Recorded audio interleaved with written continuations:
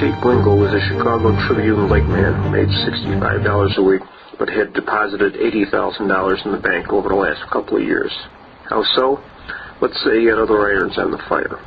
One of them was located on this quiet street on Chicago's north side, not far from Wrigleyville. At 653 Waveland in the late 1920s was located one of the Midwest's biggest casinos, the Sheridan Wave Tournament Club. It was fronted by a gentleman gambler named Julian Potatoes Kaufman. One of his backers was Northside gang boss Bugs Morna, who got 25% of the take, which was at least $10,000 a night. Another 10% bought police protection through the chief of police's boyhood friend, Jake Lingle. Due to a change of mayors and declining power of the Moran gang, the club was raided and closed in 1929. When they were finally ready to reopen in June in 1930, Jake showed up demanding his end go up to 50%.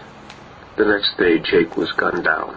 Jake Lingle's last day, June 9th, started here at the Tribune Tower, where he met with his editor. He wasn't a reporter who got the byline, but the guy who dug up stories and then phoned the information in to a reporter. Jake had some other business to take care of before leaving for vacation in Michigan. From there, Jake headed over to where the Thompson Center now stands. Back in the day, the Sherman House was located here. It was across the street from Old City Hall and a place where the city's power brokers and others who were connected or seeking connections would meet. Jake was on the inside with the politicians, police, lawyers, gamblers, and gangsters. It was through manipulating, massaging, and exploiting these connections that he augmented his $65 a week salary. Jake was a classic hustler who must have sensed that his dealings were catching up with him, because inside the Sherman House, Jake realized he was being tailed by two men. He didn't seem worried, though, and having put in a full morning's work, Jake planned to spend the afternoon pursuing another of his passions, gambling on horse races. So he headed over to Michigan and Randolph to catch the 1:30 train to Washington Park in Homewood. He descended the steps, wondering perhaps which of his friends or enemies were after him. Was it some of Capone's men? He had fallen out of Snorky's favor recently once Al discovered he was doing business with Moran. He also owed Capone a lot of money due to gambling losses. Or was it one of his partners from the Sheridan Club, whom he'd angered by trying to jack up his cut? They didn't call Bugs Morna Bugs for nothing, but would he kill a reporter?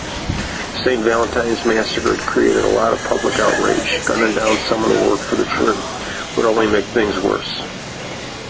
It could be a lot of people. The Wall Street crash in 1929 had just about wiped out Jake. For the past year and a half, he had been working hard to maintain his lavish lifestyle. He'd been gambling heavy and double and even triple crossing some of his closest friends and associates. Truth told, there were a lot of people who wanted to see him dead. In the end, Jake Lingle never caught that train because somewhere in this pedestrian tunnel he caught some lead in the back of his head. At first, the papers were full of the story of a crusading reporter gunned down by the mob.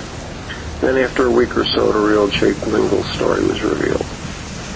The world discovered a man who was a boyhood friend and investment partner of the chief of police on one hand, and on the other, the owner of a diamond-studded belt buckle given to him by Al Capone.